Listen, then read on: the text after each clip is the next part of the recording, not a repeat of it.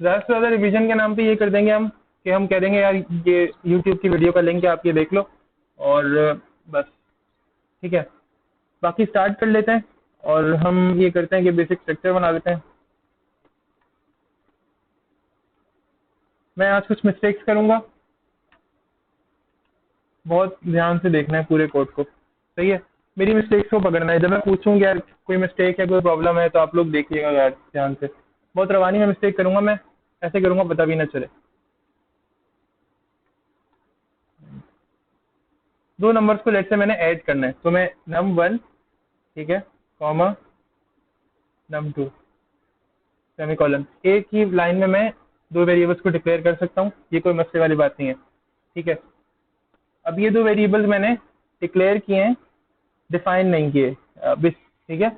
ये मैंने डिक्लेयर किए और डिफाइन किए हैं, बेसिकली मैंने इसको इनिशियलाइज नहीं किया, सॉरी, ठीक है। मैंने इनको इनिशियलाइज नहीं किया, मैंने डिक्लेरेशन और डेफिनेशन किया। किसी भी वेरिएबल को डिक्लेयर करने का मतलब होता है कि उसका नाम लिख देना, और किसी भी वेरिएबल को डिफाइन करने का मतलब होता है, यानी अगर मैं सिर्फ इनके नेम लिख दूँ, दोनों के नेम्स लिख दूँ, num1 और num2, तो ये होगा डिक्लेयर करना। और अगर मैं साथ में इनकी टाइप भी डिफाइन कर दूं, यानी इंटीजर इनकी टाइप है, मैं साथ में इनकी टाइप भी डिफाइन कर दूं, तो ये क्या होगा, ये कहलाएगा डिक्लेरेशन एंड डेफिनेशन, यानी मैंने वेरिएबल की डिक्लेरेशन और डेफिनेशन दोनों कर दिए, इनकी टाइप को भी डिफाइन कर दिया किस टाइप के वेरिएबल है, ठीक है। तो अभी इंटीजर टाइप के वेरिएबल है, मैंने दो वैल्यूज को आपस में हम्म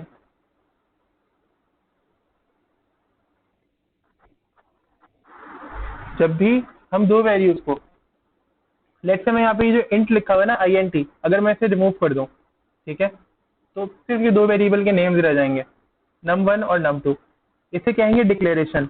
और मैं यहाँ पे इंट लिखूं और फिर उसके साथ में यहाँ पर num1 और num2 लिखूं, तो इसे क्या कहेंगे, इसे कहेंगे डिक्लेरेशन प्लस डेफिनेशन, यानी अभी मैंने डिक्लेरेशन और डेफिनेशन दोनों की है, ठीक है। और अब मैं यूजर से वैल्यू लेना चाह रहा हूँ, ठीक है, या लेट्स से मैं इसको कोई वैल्यू इनिशियलाइज, मैं कोई वैल्यू देता हूँ, तो मैंने यहाँ पे लिखा num1 is equals to 2 semicolon, इसे कहते हैं इनिशियलाइजेशन, यानी वेरिएबल की कोई वैल्यू इनिशियलाइज करना, स्टार्टिंग वैल्यू देना कोई, ठीक है। बाद में ये वेरिएबल अपनी वैल्यू चेंज कर सकता है, कैसे,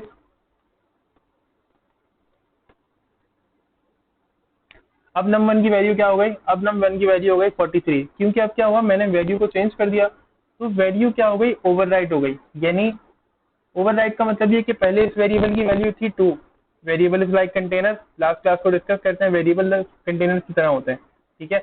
अगर वेरिएबल कंटेनर की तरह होता है ना, तो ये वेरिएबल भी कंटेनर की तरह था, जिसके अंदर एक वैल्यू थी। मैंने क्या किया, उस कंटेनर में भी वैल्यू थी 2, मैंने क्या किया, मैं बड़ा सा 43 वैल्यू जो है मैं उसे लेकर आया, एक बड़ा सा नंबर था, ठीक है। मैंने क्या किया, उस कंटेनर के अंदर 43 को रख दिया। अब इसके अंदर जो पहले से 2 था ना, वो डिलीट हो जाएगा, और क्या होगा उसकी जगह, यहाँ पे रह जाएगा सिर्फ और सिर्फ जो टू था, पहले वाला जो 2 था वो डिलीट हो जाएगा, और अब क्या रह जाएगा यहाँ पे, सिर्फ और सिर्फ जो न्यू वैल्यू थी 43, वो यहाँ पे रह जाएगी, सही है। इसे ओवरराइड करना कहते हैं, क्या कहते हैं इसे, रिपीट करें अगर हम लोग माइक ऑन कर सकते हैं, क्या कहते हैं इसे, ओवरराइट करना, OVERWRITE, ओवरराइट, ठीक है, इसे ओवरराइट करना कहते हैं।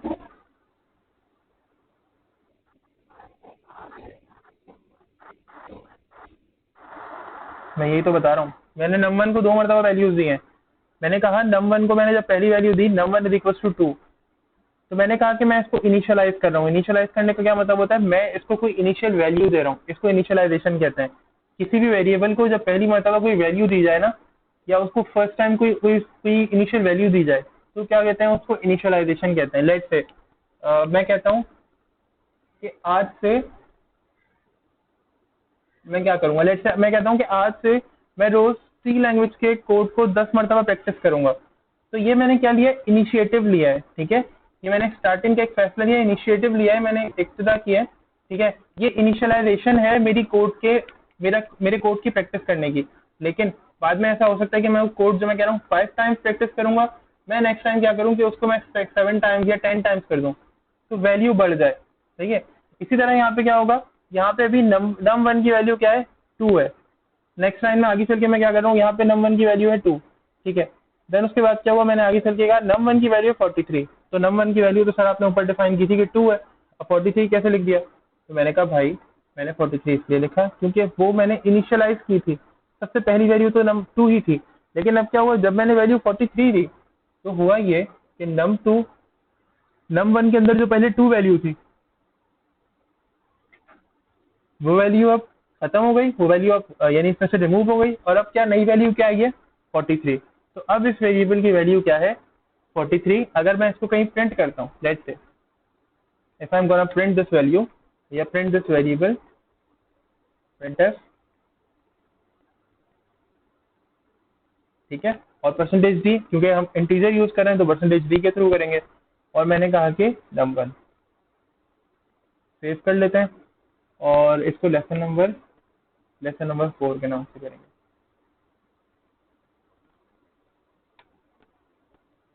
लेसन नंबर 4, ठीक है, प्रोग्राम 1, प्रोग्राम 1.c। F9 से इसको कंपाइल करेंगे, या आप ऐसा कर सकते हो कि F11 प्रेस करो तो कंपाइल और एग्जीक्यूट एक साथ हो जाए। मैं F11 प्रेस करूंगा ताकि कंपाइल और एग्जीक्यूट एक साथ हो जाए। F11 एक एरर है, एक एरर है, और वो एरर है मेरे पास यहाँ पे लिखा हुआ, देखो error unknown type name int, ये एरर है। जरा कोई मुझे ये एरर रिजॉल्व करके बता सकता है?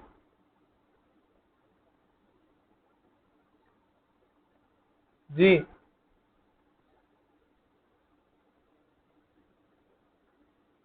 एरर रिजॉल्व करके बता सकते हैं कोई मुझे?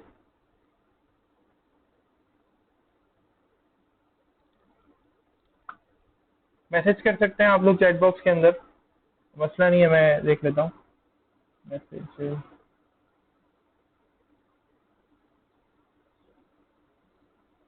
एक मिनट, मिनिमाइज करना पड़ जाता है यार इसको। ओवरराइट नहीं, ये एरर नहीं है, सॉरी। देखो पढ़ो, एरर को गौर से पढ़ो, एरर में उसका आंसर है। चलो इतना, और ज्यादा इससे ज्यादा खान नहीं कर सकता।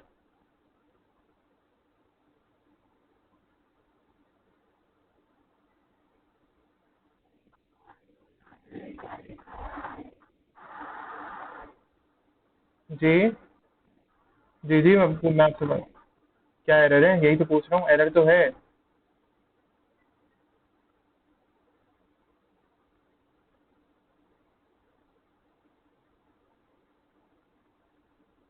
क्या एरर क्या है?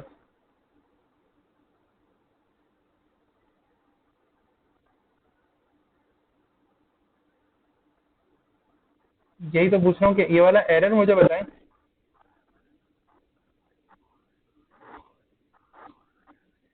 अगर ये केस सेंसिटिव है, यानी चांसेस हो सकते हैं कि केस सेंसिटिव ना हो ये।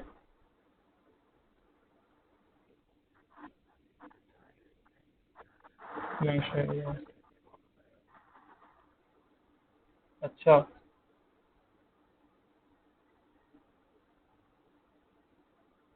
एक मिनट,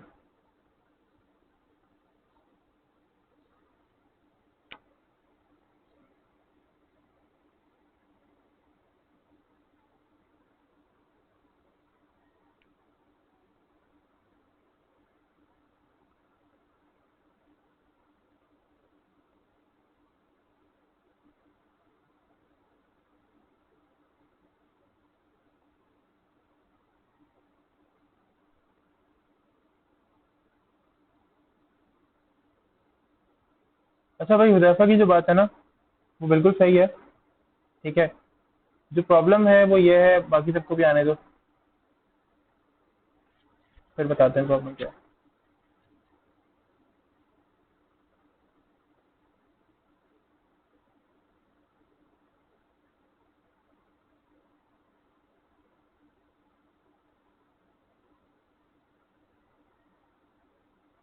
अच्छा, तो मैं ये कह रहा था हुदैफा और सब लोगों से, मैं ये कह रहा था कि प्रॉब्लम ये है कि भाई जो आप लोग देख रहे हो ना अभी यहाँ पर कि पूरा एक एरर आ रहा है, वो एरर क्या है? वो एरर ये है कि देखो, अगर मैं सिर्फ F11 दोबारा प्रेस करता हूँ, मैं इस प्रोग्राम पे यहाँ क्लिक कर रहा हूँ, यहाँ क्लिक कर रहा हूँ, F11 दोबारा प्रेस करता हूँ, देखो ये मुझे कर्सर पे कहाँ लेके जा रहा है? ये जो पॉइंटर है, मेरा जो की कर्सर का जो पॉइंटर है वो कहाँ पे जा रहा है? वो डायरेक्ट ही इंटीजर पे जा रहा है, ठीक है। यानी इसको एग्जैक्टली पता है कि इंटीजर जो है ना उसके आसपास कहीं प्रॉब्लम है, इंटीजर का आई स्मॉल होता है। मैंने आई स्मॉल किया, सही हो गया प्रोग्राम, सही कंपाइल होगा और बिल्कुल सही रन भी हो जाएगा। इसने मुझसे कहा कि आप जो वैल्यू प्रिंट करना चाह रहे थे वो क्या थी, 43। देखो आप लोगों ने जो मुझे असाइनमेंट सेंड करना है ना वो उस तरह सेंड करना है कि ये कंसोल आ गया, इस कंसोल को मैंने थोड़ा सा ऐसे किया कि कोड भी पूरा नजर आ रहा है और रिजल्ट भी पूरा नजर आ रहा है। अब इसका पूरे का पेज का स्नैपशॉट लो और मुझे सेंड कर दो, इस तरह से करना है, ठीक है। याद रखना है इस बात को। मैंने इस वैल्यू को प्रिंट कर दिया। कौन सी वैल्यू प्रिंट हुई, 2 प्रिंट हुआ या 43 प्रिंट हुआ, 43 प्रिंट हुआ। क्यों, क्योंकि मैंने 43 को ओवरराइट किया था किसके ऊपर, 2 के ऊपर, सही है। यानी 43 वाज ओवर रिटन ऑन 2। क्यों, क्योंकि कंटेनर या कोई भी, अगर मैं वेरिएबल की बात करूं तो वेरिएबल एक वक्त में एक ही वैल्यू स्टोर कर सकता है। जैसे हम पहली क्लास से एग्जांपल लेते हैं, मैंने आमिर से कहा आमिर 2 वैल्यूज को ऐड करो, आमिर ने कहा कौन सी 2 वैल्यूज को, मैंने कहा 2 वैल्यूज को। इसने कहा कौन सी 2 वैल्यूज को, मैंने कहा 23 और 54। इसने कहा ठीक है, इसने ऐड करके जल्दी से मुझे आंसर बता दिया, ठीक है, बहुत तेजी से इसने मुझे आंसर बता दिया। अब मैं कहता हूँ कि आमिर ऐसा करो 32 और 45 को ऐड करो, ठीक है। तो इसने कहा ठीक है, इसने वही वहीं से जहन अपना स्टार्ट किया और वहीं पे जाके उस कैलकुलेशन को रखा और बस ऐड करके मुझे दे दिया। मैंने कहा आमिर ऐसा करो जहाँ 42 रखा हुआ है ना वहीं पे तुम ऐसा करो 37, 42, 63, 45, 92 और 46 रख दो। इसने कहा सर एक जगह पर एक नंबर आ सकता है, अलग अलग कैलकुलेशन करनी है, अलग अलग मरतबा मुझसे पूछें। जब आप मुझसे एक मरतबा बात करेंगे तो मैं एक ही नंबर एक टाइम में एक्सेप्ट कर सकता हूँ। I can not accept more than 1 number in 1 time, ठीक है। मैं एक सिंगल टाइम के अंदर, एक सिंगल टर्न के अंदर एक नंबर एक्सेप्ट कर सकता हूँ। I can not accept more than 1 number in in just a single turn. एक मरतबा में मैं एक ही नंबर एक्सेप्ट कर सकता हूँ, एक मरतबा में एक से ज्यादा नंबर एक्सेप्ट नहीं कर सकता, ठीक है। ये तो हो गया मामला वेरिएबल का, कि वेरिएबल एक वक्त में एक ही वैल्यू स्टोर कर सकता है, तो या तो 43 करेगा या तो 2 करेगा। क्योंकि 43 बाद में स्टोर की गई, ठीक है, तो क्या होगा 2 इरेज हो जाएगा और 43 अपनी जगह पे रहेगा। अब वेरिएबल क्या होल्ड कर रहा है, 43 होल्ड कर रहा है। मैंने प्रिंट की तो कौन सी वैल्यू प्रिंट हुई, 43 प्रिंट हुई। क्यों, क्योंकि न्यू वैल्यू क्या है, 43 है, सही है। अब हम आते हैं अपने अरिथमेटिक ऑपरेटर्स की तरफ। ये वेरिएबल्स तो देख लिए, 2 वेरिएबल्स बन गए, ओवरराइड का कॉन्सेप्ट भी देख लिया। मैं यहाँ पर इसको क्या कर रहा हूँ, मैं कमेंट कर रहा हूँ। अच्छा यहाँ पे कमेंट का भी सारा सिस्टम होता है जी।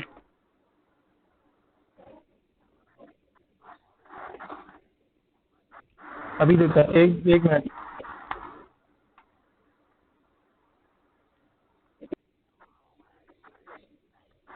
F11 प्रेस देख लेते हैं ना, F11 प्रेस करके देख लेते हैं। F11 कौन सी वैल्यू आ रही है, ये वाली या ये वाली, लास्ट वाली वैल्यू आ रही है, लास्ट वाली वैल्यू ही आएगी। क्यों, क्योंकि जो लेटेस्ट वैल्यू होगी ना, जो लास्ट जो वैल्यू दी जाएगी इस प्रिंट स्टेटमेंट से पहले जो वैल्यू दी जाएगी वही वैल्यू प्रिंट होके आएगी, ठीक है। सबके लिए क्लियर है, सबके लिए क्लियर है, सही है। अच्छा यहाँ पे हम क्या कर सकते हैं, यहाँ पे हम कमेंट्स भी कर सकते हैं, जैसे जावास्क्रिप्ट में कमेंट करते थे, एग्जैक्टली वही तरीका है। यानी अगर सिंगल लाइन कमेंट करना है तो डबल फोर स्लैश यूज कर लें, अगर मल्टीपल लाइन के अंदर कमेंट करना है तो डबल फोर स्लैश के अंदर डबल स्टेरिक्स यूज कर लें, ठीक है, और इनको इस तरह से सेपरेट कर लें, ठीक है, और अपना कंटेंट क्या करें इसके अंदर रख दें, खत्म। आपका जो काम है ना वो double line comment, multi line आपने कमेंटिंग जो है वो यूज कर ली, और यहाँ पे रख दें ओवरराइड कॉन्सेप्ट,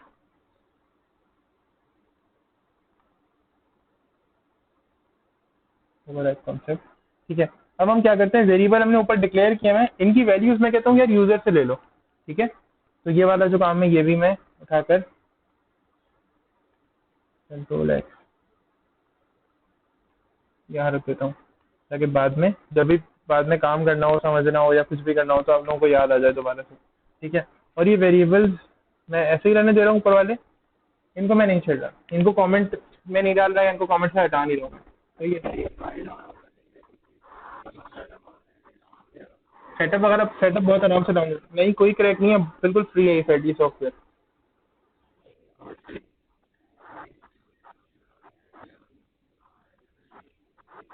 ये मेन मेथड जो चीज जो जो भी कोड इस मेन मेथड के अंदर होगा ना सिर्फ वही एग्जीक्यूट होगा सी लैंग्वेज के प्रोग्राम के अंदर, इसीलिए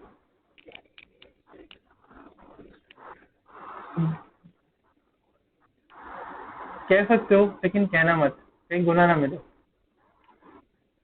हम्म, यानी इतनी तौहीन है ये, मतलब यार ये इतनी तौहीन है तुमने ये जो की है ना, मैं इसलिए कह रहा हूँ कि गुनाह ना मिल जाए, कोई बद्दुआ ना कर दे तुम्हारे लिए। नहीं कहना, हाँ नहीं कहना, हमने ये कहना है कि ये हमारा वो मेन एरिया है। ये जो कर्ली ब्रैकेट्स हैं, इसको इस तरह कहो कि ये वो मेन एरिया है कि अगर जो कोड इसके अंदर होगा ना वही एग्जीक्यूट होगा। मैं अभी आगे हम फंक्शंस वगैरह पढ़ेंगे ना, तब इसको अच्छी तरह समझ लेंगे। जो कोड इससे बाहर होगा ना, उसके लिए भी जरूरी है कि उसका कोई रेफरेंस यहाँ पे यूज हो रहा हो, तो फिर वो कोड चल सकता है, वरना नहीं। ठीक है, लेट्स से मैं बाहर जाता हूँ इससे, और मैं यहाँ पे नंबर इक्वल्स टू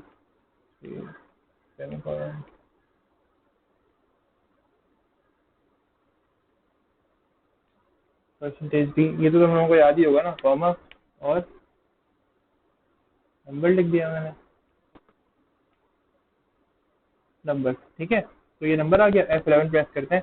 देखो क्या एरर दे रहा है मुझसे, ये डिक्लेरेशन स्पेसिफाइड, और ये मुझसे कह रहा है बिफोर नंबर, नंबर से पहले जो ये काम है ना ये आप गलत कर रहे हो। ठीक है, एक्सपेक्टेड डिक्लेरेशन स्पेसिफाइड, और ठीक है बिफोर स्ट्रिंग कंटेंट। ठीक है, ये मना कर रहा है मुझे कि आप यहाँ पे कुछ ऐसा नहीं कर सकते। सही है, तो मैं यहाँ पे क्या कर सकता हूँ, मैं जो काम अभी यहाँ पे कर रहा हूँ, मैं यहाँ पे, मुझे यहाँ पे अलाउड नहीं है। ठीक है, इसलिए मैं ये काम कहाँ करूँगा, मैं ये काम हमेशा मेन के इन दो कर्ली ब्रैकेट्स के अंदर ही करूँगा। अगर मैं ये यहीं पे ये वाला कोड करता ना, तो लिटरली मुझे कोई एरर नहीं आता अभी यहाँ पे। ठीक है, हम सही है, यहाँ तक समझ में आया हुआ, तुम्हारा जो कॉन्सेप्ट है वो क्लियर हुआ।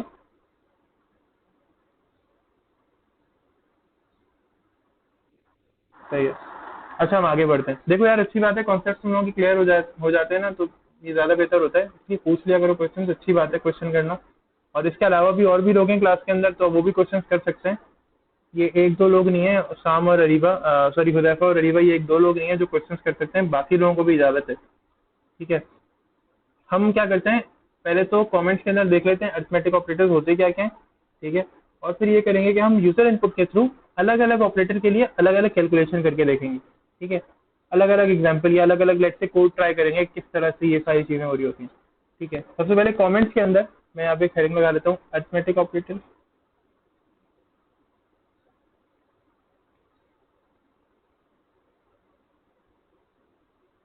अरिथमेटिक ऑपरेटर, ठीक है, इस तरह ही लिखते हैं, स्पेलिंग गलत तो नहीं लिखी मैंने।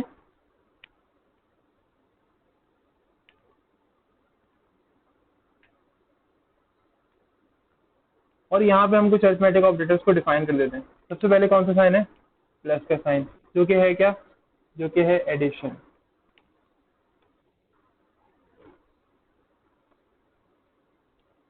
एडिशन, देन आपका साइन है जी, पूछें कुछ पूछ रही हैं आप, सब्ट्रैक्शन। सब्ट्रैक्शन, देन है आपके पास डिवीजन। डिवीजन यहाँ स्लैश से यूज करते हैं। ठीक है, इन सब के साइन आपको पता है कौन कौन से है असल। डिवीजन का साइन आपको पता है कौन सा होता है, एक डैश होता है उसके ऊपर, और नीचे क्या होते हैं, डॉट्स होते हैं। क्या मिस्टेक है,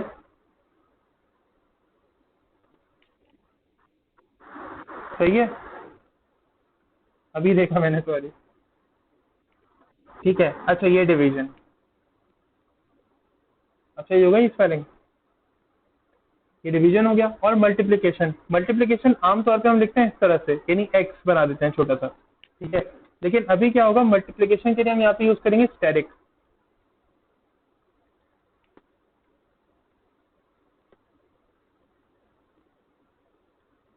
मल्टीप्लिकेशन, सही है।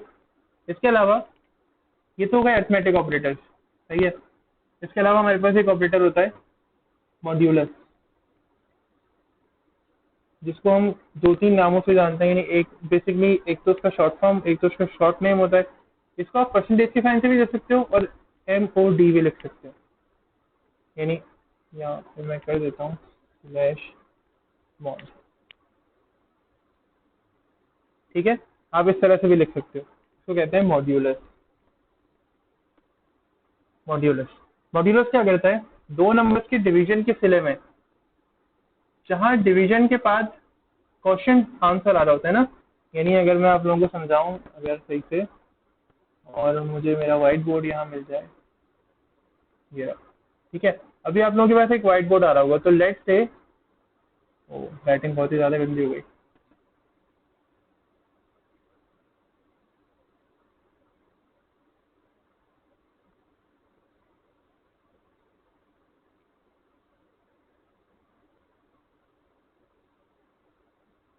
अरे भाई क्या हो गया?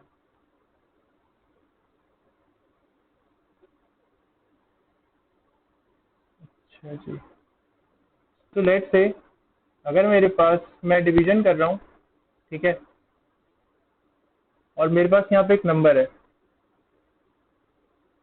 2, मैं 4 को डिवाइड कर रहा हूँ 2 से, तो नॉर्मल डिवीजन के अंदर मेरे पास आंसर क्या आता है, ये क्वोशिएंट। ठीक है, लेकिन जब मैं मॉड्यूलस यूज कर रहा होता हूँ, ठीक है, जो परसेंटेज का साइन होता है, मॉड का साइन होता है, ठीक है, उसके अंदर क्या होता है, जो मेरे पास आंसर होता है, अमूमन मेरे पास आंसर क्या होता है, ये 2 2 ज़ा 4, तो यहाँ पे क्या आ जाएगा, छोटा सा, ज़्यादा ही गंदा हो गया। अच्छा यार, इसके लिए सॉरी, क्योंकि मेरी ना ड्राइंग थोड़ी सी बचपन से ही अजीब सी है, तो तुम लोगों को थोड़ा सा बर्दाश्त करना पड़ेगा। ठीक है, बहुत ही ज़्यादा गंदी है, सॉरी। ये 2, ठीक है, तो 2 2 ज़ा हुआ, ये 2 2 ज़ा बना मेरे पास यहाँ पे, शुक्र बन गया। और क्या हुआ मेरे पास, जो रिमाइंडर है वो 0 आ गया। लेकिन अब मैं अगर 2 को डिवाइड करता हूँ तो ये होता है 2 2 ज़ा 4, और 4 में से 4 गया 0, मेरा आंसर क्या आया 2।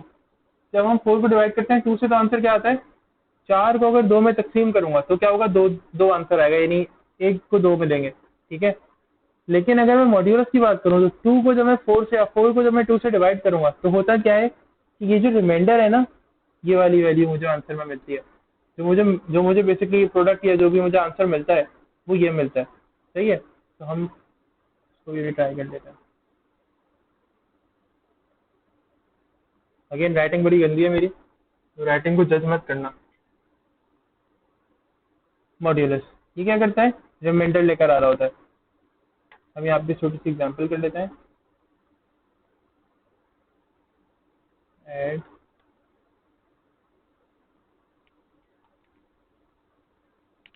Numbers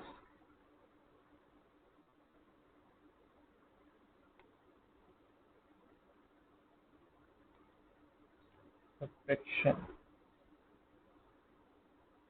let's say subtract 2 numbers,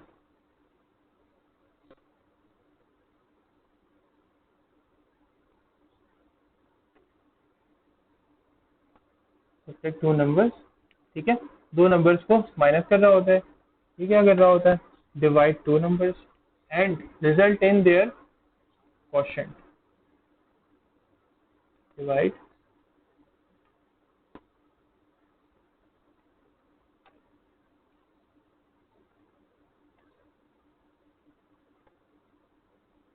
there quotient,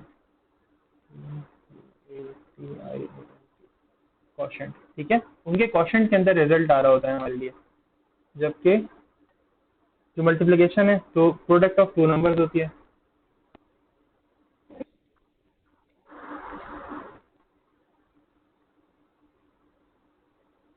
division आता है आपको, मैट्रिक वैट्रिक किया है? अच्छा, चलो अच्छी बात है। अच्छा, डिवीजन क्या होता है, बेसिकली लेट से मैंने डिवाइड करना है 4 को 2 से। ठीक है, तो अगर हम नॉर्मल एक काउंटिंग देखें, तो मैं कैलकुलेटर ओपन कर लेता हूँ, अपने कंप्यूटर का कैलकुलेटर, और लेट से मैं यहाँ पे लिखता हूँ 4 डिवाइडेड बाय 2, तो आंसर क्या आता है 2। यहाँ पे देखें छोटा सा लिखा हुआ है 4 divide by 2 is equals to, क्या आ रहा है आंसर, क्या आ रहा है आंसर अरीबा?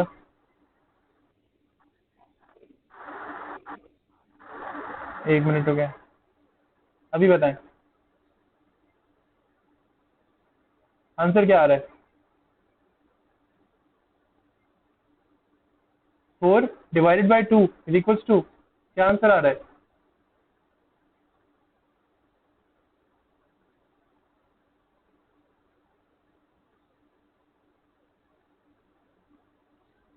यार आप लोगों तक मेरी आवाज़ आ रही है सब तक?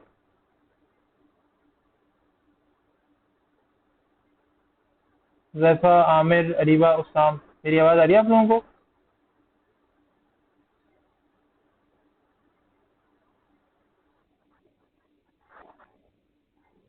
आपको मेरी स्क्रीन पे कुछ भी नज़र नहीं आ रहा अभी? बिल्कुल ब्लैंक आ रही है।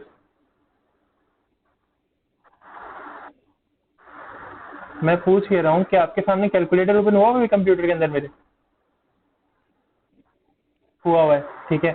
इसके अंदर आप देखें 4 divided by 2 is equals to, या 2 लिखा हुआ है, ये भी अब ये नजर आ गया 2 लिखा हुआ, ये 2 लिखा हुआ नजर आ गया, सही है, इसको याद रखिएगा। अभी आपके साथ एक और स्क्रीन शेयर कर रहा हूँ, वो भी देखिएगा जरा। अभी आप ये बताएं, आपके पास वो वाला व्हाइट बोर्ड आ गया जिससे हम इससे पहले काम कर रहे थे? यहाँ पे हमने डिवीजन का सिनेरियो बनाया हुआ है, ये दिख रहा है लेफ्ट साइड के ऊपर टॉप पे। यहाँ पे कुछ नहीं दिख रहा, अभी जो मैं बना रहा हूँ ये दिख रहा है? कुछ नहीं दिख रहा है, हैरत है। इससे पहले भी जब मैं डिवीजन वाला काम कर रहा था कुछ नहीं नजर आया था आप लोगों को, जब मैं जो भी मैं कर रहा था? हाँ, जो पहले बनाया था मैंने बोर्ड के ऊपर, ये वाइट वाइट वाले एरिया पे।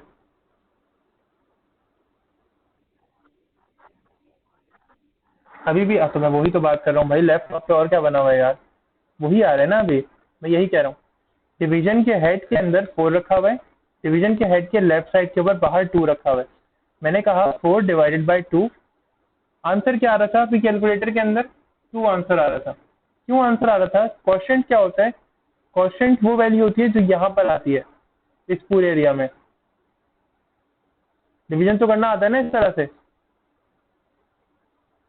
इस तरह से आता है डिवीजन करना।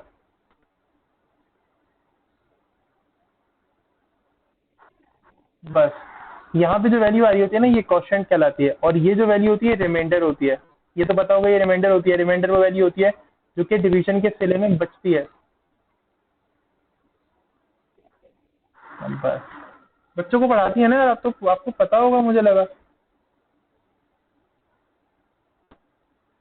खैर, तो ये रिमाइंडर कहलाता है और ये क्वेश्चन कहलाता है। अब नॉर्मल डिवीजन के सिले में ये वाली वैल्यू आंसर में आती है, जब रिजल्ट हमें मिलता है वो ये वाली वैल्यू होती है। लेकिन जब हम मॉड्यूलस का साइन यूज करते हैं तो मॉड्यूलस में क्या होता है, ये वाली वैल्यू मिलती है। ठीक है, मॉड्यूलस का मतलब क्या होता है, अगर 4 को 2 से डिवाइड करेंगे तो रिजल्ट में क्या आएगा? रिजल्ट में उन दोनों का रिमाइंडर आएगा। ठीक है, और अगर मैंने बात की लेट्स से नॉर्मल डिवीजन की, तो नॉर्मल डिवीजन का मतलब क्या होता है, अगर मैं 4 को डिवाइड करूंगा किससे? 2 से, तो आंसर में मुझे क्या मिलेगा? आंसर में मुझे मिलेगा सर, इन दोनों के सिले में आने वाला जो क्वेश्चन होता है ना, जो डिवीजन के हेड के ऊपर होता है, जिसकी हम बात करें डिवीजन का हेड और ये सब चीजें, ठीक है, तो जो उसके ऊपर बचती है वैल्यू, वो कहलाता है क्वेश्चन। ठीक है, वो क्वेश्चन मैंने वहां लिखा है। सही है, अब आगे समझ में? चले आगे बढ़ते हैं। और मेरी स्क्रीन भी आप लोगों के पास वापस आ गई होगी।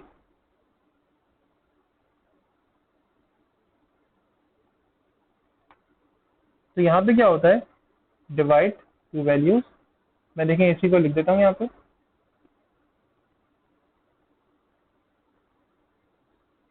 To values and result in reminder. Reminder, इन दोनों वैल्यूज का जो रिमाइंडर होता है ना, उसके अंदर रिजल्ट आता है। फिर हम आगे चलते हैं। अब हम इन पहले ये जो मेरे पास सारे साइंस है ना, इनकी एग्जांपल देख लेते हैं। ये तो अरिथमेटिक ऑपरेटर्स हो गए। ठीक है, अब इनकी एग्जांपल देख लेते हैं। मैं वेरिएबल के अंदर वैल्यूज लेता हूँ यूजर से। ठीक है, एक अच्छी सी हेडिंग बना देते हैं, प्रिंटफ। जैसे लास्ट क्लास में किया था फॉर्मेटिंग वगैरह के साथ जो हम काम कर रहे थे, तो मैंने क्या किया, और मैं इसके अंदर को टेक्स्ट दे देता हूँ।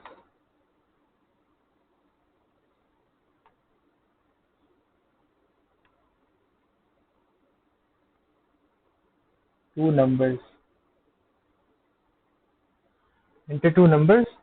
ठीक है जी, और इसके बाद हमने कहा कि यार नंबर 2, प्रिंटफ नंबर 2 के लिए,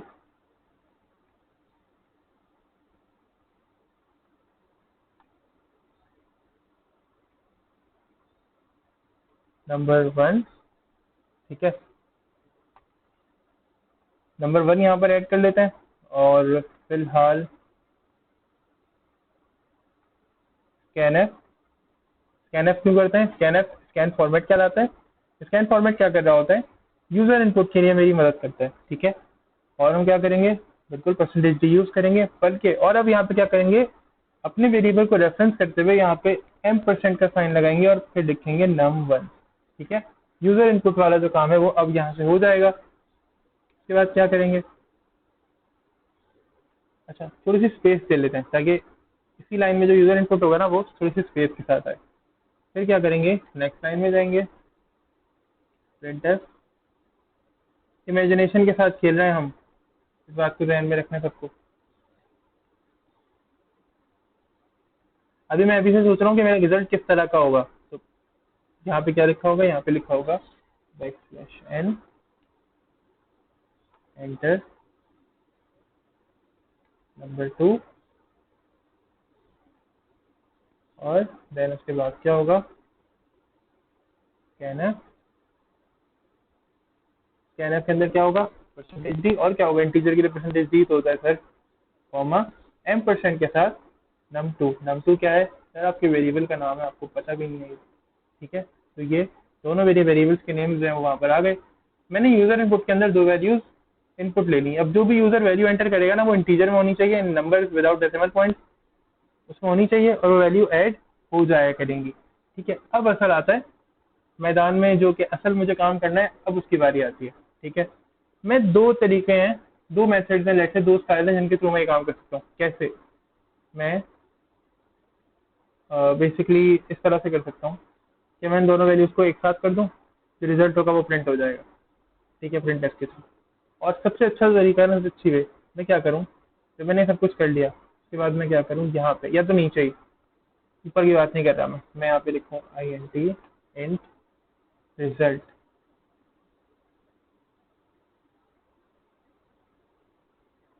रिजल्ट इज इक्वल टू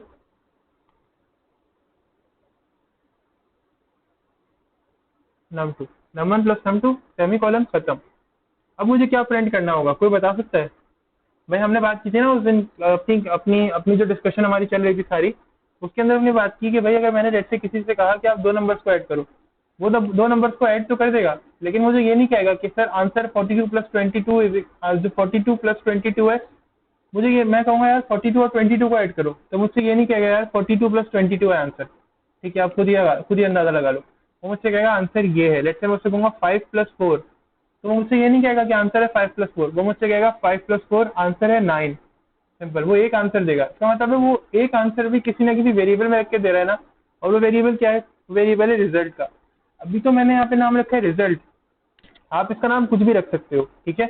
इसका नाम कुछ भी कर सकते हैं, चेंज कर सकते हैं, चेंज करना चाहें चेंज कर सकते हैं, अपनी मर्जी का नाम रिजल्ट कर दे सकते हैं।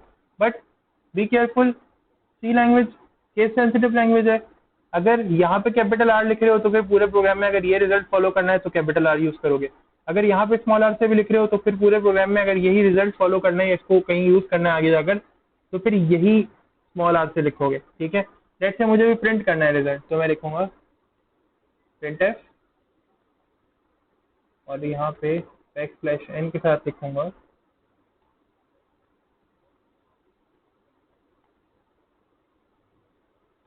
द रिजल्ट इज, ठीक है। और रिजल्ट इसके बाद क्या लिख देंगे? Percentage D comma, control S करते हैं, F11 प्रेस करते हैं, F11। ये मुझसे क्या कह रहा है? ये मुझसे कह रहा है आप नंबर 1 वैल्यू ऐड करो। मैंने कहा नंबर 1 वैल्यू है 12, ठीक है, एंटर करें। अब ये मुझसे कह रहा है आप नंबर 2 वैल्यू एंटर करो। मैंने कहा नंबर 2 वैल्यू है 6। 12 + 6 क्या होता है? 18। इसका आंसर क्या होता है? 18 आंसर आ गया, सही है। दो वेरिएबल में वैल्यूज गई, जब दो वेरिएबल में वैल्यूज चली गई तो फिर क्या हुआ? वो वैल्यूज ऐड हुई, और उसके बाद ये हुआ कि मुझे नया जो डाटा है, ये समझ लो कि मुझे रिजल्ट जो है वो मिल गया, ठीक है। यहाँ तक प्रॉब्लम?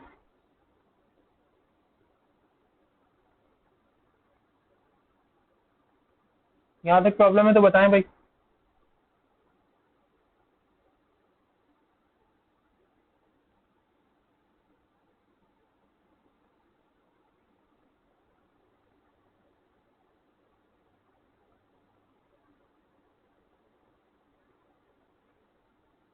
यहाँ तक प्रॉब्लम है?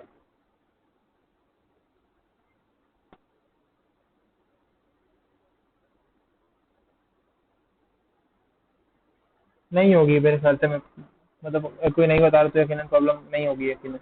सही है। अच्छा, हमने इतना तो कर लिया। अब सर सब्ट्रैक्शन और कभी बता ही रहे हो, इतना तो कर लिया आपने, इतनी मेहनत कर ली तो ये भी बता दें तो भाई चलो बता देते हैं, मसला नहीं है। बस क्या करना है, थोड़ी सी मेहनत। और वेरिएबल के तो वही काम है, बिल्कुल इसी तरह से एडिशन होगा, यानी इसी तरह से आप दो वैल्यूज लोगे यूजर से। बस अब क्या कर रहा हूँ मैं, कमेंट कर रहा हूँ यहाँ पे इस वैल्यू को एडिशन, एडिशन या सम। सम होता है ना दो वैल्यूज का एडिशन जो होता है। और इसको भी मैं कमेंट कर रहा हूँ।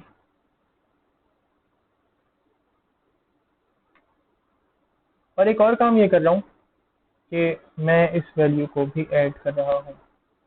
इस सबसे पहले मैं इन दोनों सब चीज़ों को प्रिंट, यानी मैं इन सब चीज़ों को ये समझ लो कि मैं इसको कमेंट करने से पहले इसको कॉपी कर लेता हूँ, ताकि मैं क्या करूँ बाद में इसी को यूज़ करूँ, क्योंकि मैंने इसके अंदर बहुत मामूली से चेंज करना है।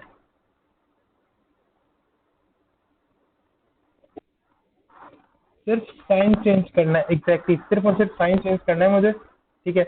मैं सिर्फ ये इसलिए करूँ ताकि बाद में आप लोगों के पास कोड की सूरत में ना ये सारा काम सेव हो जाए। ठीक है, यहाँ पे सब्ट्रैक्शन कर देते हैं, सब्ट्रैक्शन। ठीक है। और अब क्या करना है, सिर्फ और सिर्फ माइनस का sign, control S, F11, result check करो। मैंने लिखा 5 4, आंसर आया 1। ठीक है। मैं दोबारा ट्राई करता हूँ। मैंने किया 2 4, आंसर क्या आया, -2, क्योंकि मैं छोटी वैल्यू में से बड़ी वैल्यू माइनस कर रहा था तो माइनस का साइन आएगा। ठीक है। ये हो गया सब्ट्रैक्शन, इसको भी कमेंट कर देते हैं। मैं यूजर इनपुट यूज कर रहा हूँ ना, अभी तो स्कैन एफ के थ्रू वही तो काम करते हैं। देखो ये मैं बता रहा हूँ ना, स्कैन फॉर्मेट होता है स्कैन एफ। ये इसकी स्कैन एफ के थ्रू हम क्या कर रहे हैं, यूजर इनपुट यूज कर रहे हैं, यानी यूजर इनपुट के थ्रू हम वैल्यूज इनपुट कर रहे हैं यहाँ पर। बिल्कुल उसी के थ्रू मेरा प्रोग्राम जो है वो आगे चलेगा। सही, बिल्कुल सही। ठीक है। अब क्या करते हैं, मल्टीप्लीकेशन कर देते हैं।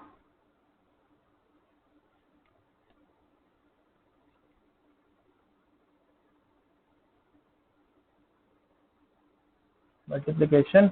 और सिर्फ करना क्या होगा, वैल्यूज को मुझे स्टैटिक यहाँ पे लगाना है बस, F11। सिर्फ और सिर्फ साइन चेंज करना है, बस खत्म। लेट्स से मैं कहता हूँ 2 × 5, आंसर क्या आ गया, 10। मैं हरी बार साइन इसलिए चेंज नहीं कर रहा हूँ, मैं बार बार इसको कोड को इसलिए कॉपी पेस्ट कर रहा हूँ ताकि आप लोग बाद में, मैं बेसिकली बार बार इसको इसलिए यूज कर रहा हूँ ताकि आप लोग बाद में इसको यूज कर सके आपके पास। ऐसा ना हो कि आप लोगों के पास कोड ना हो या एग्जाम्पल के लिए आप लोगों के पास कुछ ना हो, इसलिए मैं ऐसा कर रहा हूँ, वरना मुझे कोई मसला नहीं है। डिवीजन कर लेते हैं, डिवीजन। ठीक है। अभी देखना समझ में आता है डिवीजन भी। ठीक है, F11। मैंने कहा 4 को डिवाइड कर दो 2 से, आंसर क्या आ गया, क्या आ गया आंसर, 6। ठीक है। मैंने वैल्यू कौन सी दी, बड़ी। अब मैं कहता हूँ 2 ÷ 4, आंसर क्या आ गया। अच्छा एक मिनट, हमने क्या किया है, अच्छा हमने एडिशन कोई कॉपी किया तो एडिशन हो रही है, इसको एडिशन से जरा यहाँ पे डिवीजन की तरफ ले जाते हैं, 11। अब सही हो जाएगा। ठीक है। तो मैंने कहा 4 को डिवाइड कर दो 2 से, तो आंसर क्या आ गया, 2। मैं कहता हूँ कि 2 को डिवाइड कर दो 4 से, 2 ÷ 4, आंसर क्या आना चाहिए, 0। बिल्कुल सही आंसर है। ठीक है। क्योंकि ये जो वैल्यू थी ना, ये डेसिमल में जा रही थी, वो जो कैरी लेना पड़ता है मुझे पॉइंट के, फिर डेसिमल वैल्यू में कन्वर्ट करके जो बोरो वगैरह करने होते हैं ना, वो करना पड़ रहा था, तो इसलिए क्या हुआ यहाँ पर, वैल्यूज जो है वो चेंज हो गई। अच्छा एक मिनट, हाँ, बिल्कुल। ठीक है, तो वैल्यूज क्या हो गई, चेंज हो गई। यहाँ तक मसला।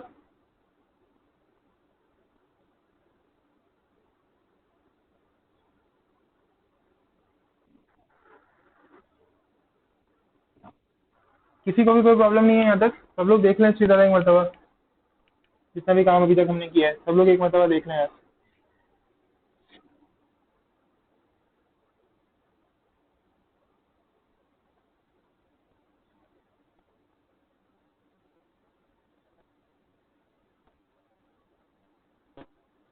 चले चले आगे बढ़ते हैं। इसके अलावा फिर हमने एक मॉड्यूलस का साइन भी देखा था। अब ये मॉड्यूलस के साइन को यहाँ पे अप्लाई करते हैं, जो अभी तक हमने काम किया था ना, जो मैं डिवीजन कर रहा था। ठीक है, तो यहाँ पे मॉड्यूलस के साइन को लेकर आते हैं और यहाँ पे अब दो वैल्यूज आपस में क्या हो रही हैं, मॉड्यूलस के थ्रू डिवाइड हो रही है। ठीक है, और अब यहाँ पे मैं double slash modulus control S F11। ठीक है, लेट्स से मैं कमेंट इसलिए कर रहा हूँ क्योंकि ताकि मेरा जो करंट कोड है ना वो चले, इसके अलावा पिछला जो कोड है ना वो बार बार रन ना हो, इसलिए। क्योंकि हमें तो सिर्फ करंट एग्जाम्पल देखनी है ना, पिछला कोड थोड़ी देखना बार बार। पिछला कोड तो बस एक मरतबा कर दिया, वो एग्जाम्पल के लिए तौर पे सही है, बाद में प्रैक्टिस कर लेंगे लेट्स से आप लोग, तो आप लोगों के काम आ जाएगा। लेकिन मैं तो बार बार रिपीट नहीं करूंगा ना उसको अभी, फिर वो कोड बार बार कंसोल के ऊपर भी मुझसे बार बार पहले एडिशन सब्ट्रैक्शन फिर मल्टीप्लिकेशन, पूरा पूरा कोड बार बार चल रहा होगा, इसलिए इसलिए मैं अभी कमेंट कर रहा हूँ ताकि जरूरत के मुताबिक कोड जो है वो रन हो। उसके अलावा अगर कोड कमेंटेड हो तो कमेंटेड वाला कोड आपको पता है रन तो होता नहीं है, तो ऐसे ही होता है जैसे सिर्फ आपने एक बस रिमाइंडर के लिए रखा हुआ है। ठीक है, तो रिमाइंडर के लिए रखा हुआ है मैंने, जाए मेरा। अब मॉड्यूलस मैं 4 पे क्लिक कर, 4 लिखा मैंने, मैं 2 को डिवाइड करता हूँ, 4 को डिवाइड कर रहा हूँ 2 में, तो आंसर क्या आना चाहिए, 2 आना चाहिए। इससे पहले जब हम डिवीजन करे थे तो आंसर क्या आ रहा था, 2। मैं कैलकुलेटर ओपन करता हूँ अपने पास, अभी मैंने कैलकुलेटर ओपन किया भी था। ठीक है, अभी भी यहाँ पे देखो कैलकुलेटर ओपन है, मैं वैल्यू एंटर करता हूँ यहाँ पे। देखो मैंने 4 को डिवाइड किया 2 से, तो आंसर 0 आया है। ठीक है, मैं यहाँ पे क्या करता हूँ, 4 डिवाइडेड बाई 2, आंसर 2 आ रहा है। यहाँ पे देखो 4 डिवाइड बाई 2, आंसर क्या आ रहा है, 2। जबकि यहाँ पे क्या हो रहा है, यहाँ पे आंसर आ रहा है 0। क्यों, क्योंकि यहाँ पे मुझे क्या मिल रहा है, रिमाइंडर मिल रहा है, क्योंकि यहाँ पूरा का पूरा रिमाइंडर कैंसिल हो रहा है। ठीक है, अगर आप लोग मेरा व्हाइट बोर्ड देखो तो वहाँ पे क्या हो रहा है, पूरा का पूरा रिमाइंडर कैंसिल हो रहा है, रिमाइंडर के अंदर कुछ बच नहीं रहा है, तो इसलिए रिमाइंडर आ रहा है 0। और ये क्वेश्चन जो होता है ऊपर की वैल्यू, जो कि हेड के ऊपर वैल्यू होती है डिवीजन के, उसमें क्या बच रहा है, उसमें बच रहा है 2, तो वो 2 यहाँ पर आ रहा है। सही है, इसके अंदर कोई प्रॉब्लम, हम इसकी मदद से आगे काम करेंगे, तो इसलिए इसको जरा सा समझना है, अच्छी तरह नहीं समझ में आए तो पूछना है मुझसे। ठीक है, क्योंकि मैं इसको आगे यूज करूंगा। यहाँ तक प्रॉब्लम है तो बताएं।